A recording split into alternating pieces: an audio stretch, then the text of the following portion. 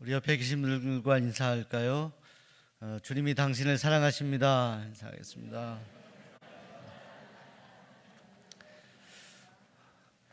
임마누엘 찬양대회 귀한 찬양 감사를 드립니다. 2013년 7월에 샌프란시스코에서 아시아나 항공기에 착륙 사고가 있었습니다. 그때 상당히 우리 국민들도 놀랐는데요. 그런데 당시 화염에 쌓였던 저 비행기에서 모든 승객들을 먼저 탈출시키고 가장 나중에 겨우겨우 비행기를 빠져나오는 한 스튜어디스의 모습을 카메라 앵글이 잡았습니다. 나중에 이 스튜어디스를 인터뷰하는데 이분은 아시아나 항공의 이윤혜 씨라는 그런 스튜어디스인데요. 그분이 그런 이야기를 기자들에게 했습니다. 어떤 순간에도 승객들을 가장 먼저 대피시키는 것이 본인의 사명이라는 것을 알았는데 이번에 이 사고를 통해서 자신은 자신의 정체성을 다시 한번 확인할 수 있는 기회가 되었노라고 그렇게 기자와 인터뷰하는 것을 들었습니다. 사랑하는 수원 종로교회 성도 여러분, 우리가 우리의 인생을 살다 보면 비행기가 착륙을 잘못하여서 화염에 쌓인 것 같은 그런 상당히 어렵고 위험한 그런 인생의 고비를 지나갈 때가 있습니다. 그런데 그런 어려울 때에 우리는 우리의 정체성, 우리의 인생의 가치를 사실은 발견할 수 있는 그런 기회로 삼게 됩니다.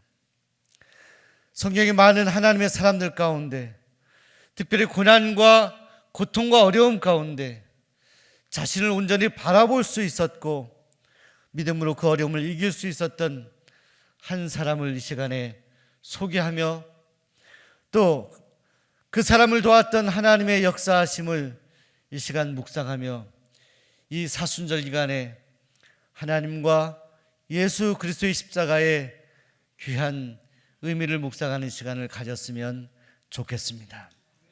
요셉이란 사람인데 그는 형들에게 시기를 받아 버림을 받아서 거의 죽을 뻔하다가 살아났습니다. 애굽에 팔렸죠.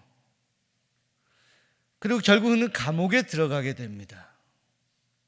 그를 신뢰했던 보디발 장군의 시를 받고 그의 집에서 일을 하게 되는데 그의 아내의 유혹을 뿌리쳤다는 것 때문에 모함을 받고 고통 속에 그는 감옥에 들어가게 됩니다. 그런데 그런 그가 애굽의 총리가 되는 놀라운 신분의 변화가 생기게 되죠. 우리가 벼락부자란 말 하는데 사실은 이렇게 갑작스럽게 신분이 변화될 수 있었다는 것, 인종이 달랐던 그에게 애굽의 총리의 신분을 줄 수 있었다는 것, 이것은 실로 놀라운 일입니다. 그런데 그것은 요셉의 능력이 아니었고 우연한 일이 아니라 요셉 뒤에서 함께 하셨던 하나님의 도심과 역사심 때문이었습니다. 하나님께서 요셉에게 어떻게 역사하셨나요? 첫째로 하나님께서는 시간을 지배하심으로 요셉에게 역사하셨습니다. 요셉이 보디발의 감옥에 있었을 때 얼마나 억울했겠습니까? 아무런 잘못도 없었던 그가 감옥살이하게 되었습니다. 그런데 그곳에서 중요한 두 사람을 만나게 됩니다. 감옥의 동료이죠. 한 사람은 떡 굽는 관원장이었고 또 한 사람은 술 맡은 관원장이었습니다. 이들이 꿈을 꾸게 됩니다. 이 꿈을 요셉이 해석하게 되는데 해석한 대로 떡 굽는 관원장은 결국 죽음을 당하게 되는데 술 맡은 관원장은 그가 오해를 풀고 감옥에서 추록하게 되죠. 이때 요셉이 그 술 맡은 관원장에게 부탁합니다. 당신이 나갈 때 나를 좀 기억해 달라고, 내가 이곳에서 나갈 수 있도록 도와달라고 부탁을 합니다. 그런데 종로교회 사랑하는 성도 여러분, 이 술 맡은 관원장은 그런 요셉의 부탁을 잊고 말았습니다. 요셉은 아마도 이 술 맡은 관원장이 나가서 자신을 도와주고 구명운동을 할 것을 기대했을지 모릅니다. 아무런 소식이 없었습니다. 그런데 2년 후에 바로가 꿈을 꾸고 그 꿈을 아무도 해석할 수 없었을 때, 만족한 해석을 하는 사람이 없었을 때, 바로 그때 이 술 맡은 관원장이 바로에게 2년 전에 감옥에서 만났던 그 청년의 그 부탁이 생각이 나는 거예요. 요셉이 추천됩니다. 요셉은 어쩌면 믿음의 사람이었지만 안타까운 마음을 가졌을지 모릅니다. 하나님이 간섭하시지 아니하시는 그 감옥에서 참으로 애태우며 마음 졸이는 시간을 보냈을지 모릅니다. 그런데 사랑하는 여러분, 하나님의 시간은 2년 후에 바로가 꿈을 꾸었을 때입니다.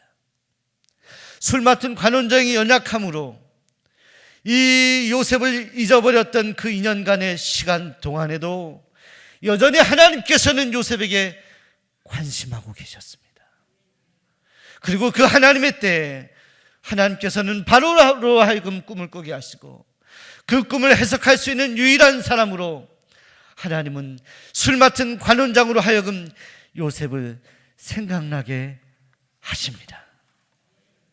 사랑하는 여러분, 하나님은 우리 인생의 시간을 간섭하고 계시고 주관하고 계십니다. 이것이 하나님의 시간 속에 살아가는 우리들입니다. 이런 조크가 있는데요, 69번 버스를 타고 가던 그 차가 사고가 나서 이 차에 사람들이 다쳤는데 서로 사연을 물어보니까 가장 억울한 사람들이 세 부류의 사람들이 있었다고 해요. 첫째는 이 버스가 지나가는데 막 손을 들고 버스가 쓰라고 그렇게 버스를 불러서 탄 사람. 그 두 번째 부류의 사람들은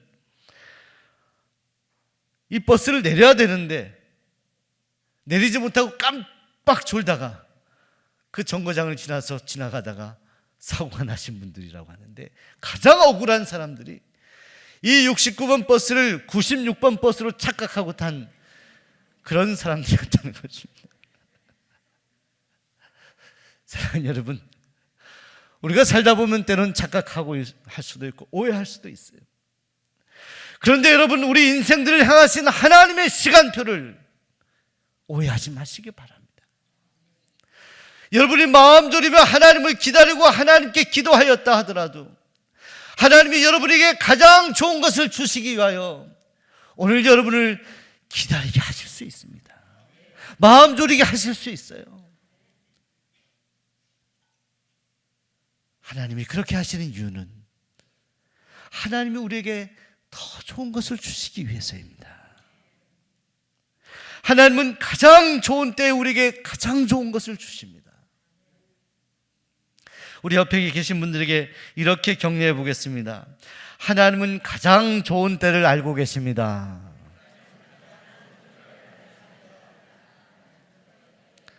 하나님께서는 가장 좋은 때에 하나님의 방법으로 역사하셨습니다. 하나님은 시간을 지배하고 계시죠. 시간을 섭리하고 계신 분이 하나님이십니다. 둘째로, 하나님은 자연을 지배하시는 하나님이십니다. 오늘 본문 말씀 25절에 보시게 되면 애굽 왕 바로의 꿈은 이런 것이었어요. 여러분, 쉽게 말하면 나일 강가에서 7마리의 평화롭게 풀을 뜯고 있는 소를 강 저편에 있는 갈비뼈가 앙상한 그런 소들이 잡아먹습니다. 또 마른 이삭 7이 알차게 열매 맺게 하는 이삭 7을 다 먹어버립니다. 이 꿈에 대해서 바로가 답답한 거예요. 별의별 사람들을 동원해서 이 꿈을 해석하게 하는데도 이 꿈에 대한 만족함이 없어요. 그런데 요셉이 해석을 합니다. 이 꿈은 7년 풍년이 있은 후에 7년 흉년이 있다라는 꿈입니다. 그런데 사랑하는 여러분, 이렇게 요셉이 꿈을 해석한 대로 하나님은 자연을 지배하셔서 풍년과 흉년이 오게 하시죠. 꿈을 꾸게 하시고 그 꿈을 해석하게 하실 뿐만 아니라 하나님께서는 이 꿈이 이루어지도록 자연을 지배하셨습니다. 사랑하는 여러분, 출애굽기에 보시게 되면 이스라엘 민족이 애굽을 탈출하게 됩니다. 그들이 탈출하여 자유의 몸이 될 뻔하는데 아주 중요한 고비를 맞게 됩니다. 앞에 홍해가 가로막고 있습니다.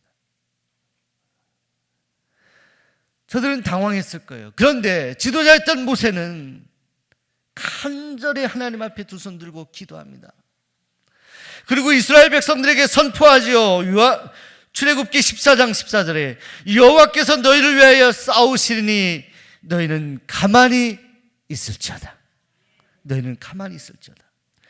여러분, 우리 세상에서 살다가 여러분들이 온유하고 참 좋은 심령으로 세상 사람들과의 경쟁에서 이렇게 뒤처지더라도 때로는 이해하고 때로는 밝히면서 살아갈 때 여러분 마음속으로는 그렇게 당하시면서 속으로 나를 가만히로 하나 이렇게 생각할 때가 있어요. 그런데 사랑하는 여러분, 우리가 정말 가만히처럼 가만히 하나님을 기다려야 될 때가 있습니다. 홍해를 앞두고 이스라엘 백성들 동요하는 그들에게 모세가 말했어요.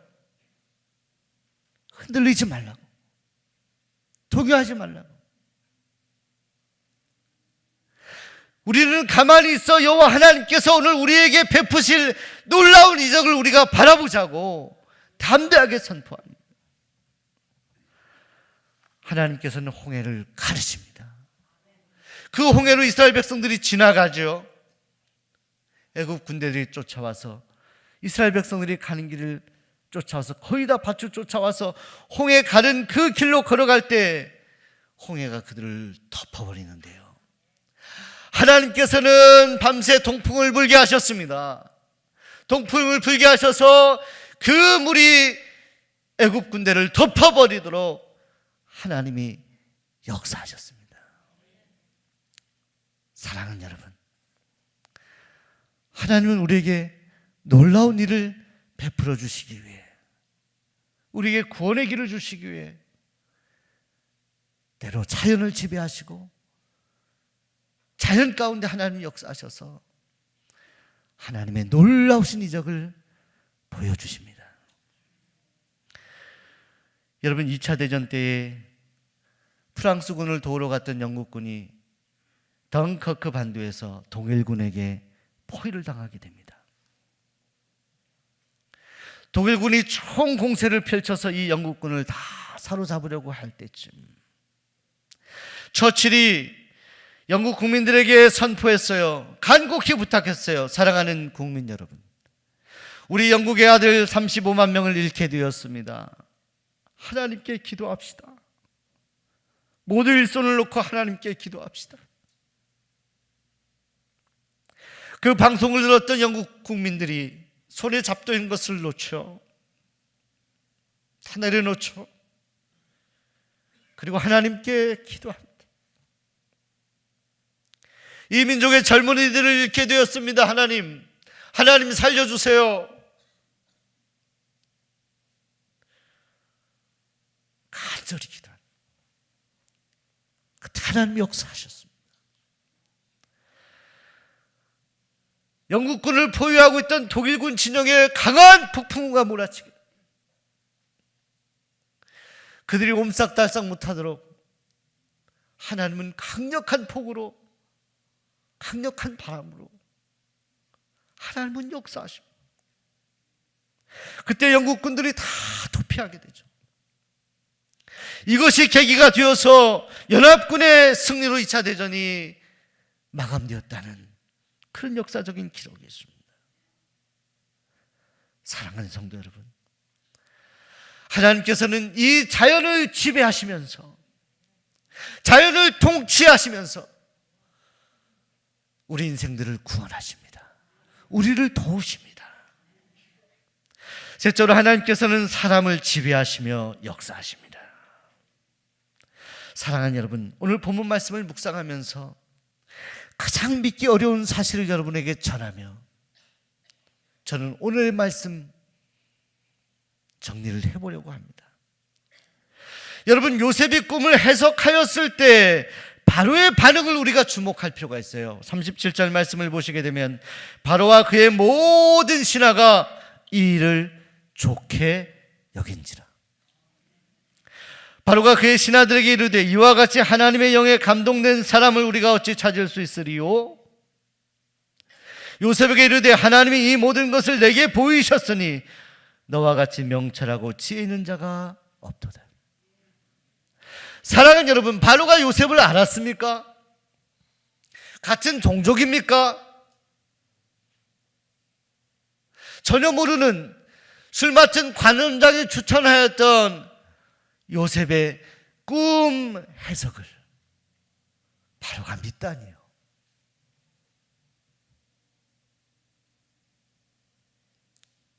아무도 만족할 수 없었던 꿈 해석에 대해 요셉의 꿈 해석을 바로가 믿고 이 사람 같은 사람이 없다. 그는 진정 하나님의 영에 감동된 사람. 바로가 요셉을 신뢰하게 되었던 것이 누구 때문인가요? 여러분, 누가 역사하신 거예요? 누가 함께 하신 거예요? 하나님께서 그 바로의 마음을 움직이신 것입니다. 바로의 마음을 주장하신 것입니다. 사랑하는 여러분,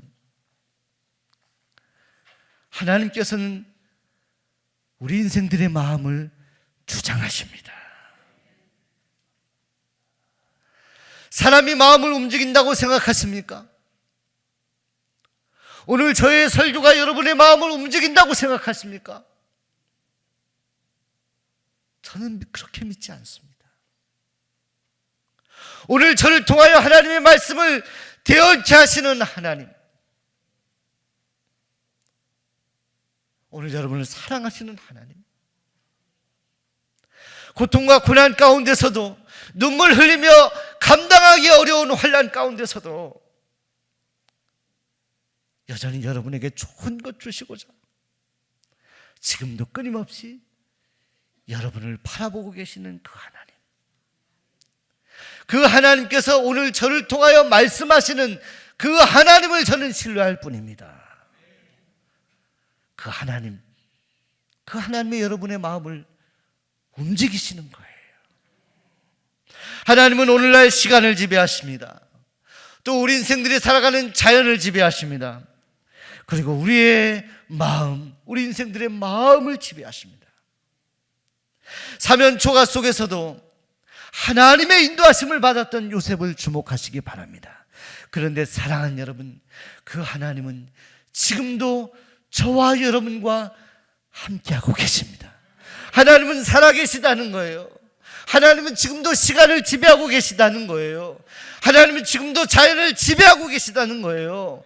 하나님은 지금도 우리의 마음을 움직이고 계신다는 거예요.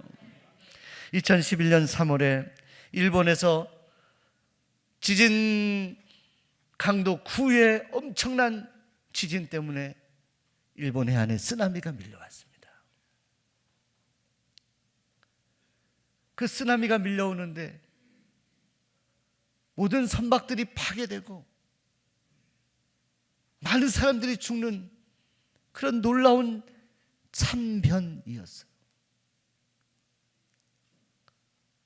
그때 소박하게 해변에서 쓰나미가 물려오기 바로 전에 그 해변에서 미역을 따던 고토부키 씨라는 분이 아내와 가족들과 미역을 따고 있는, 갑자기 평소보다 큰 파도가 몰려요.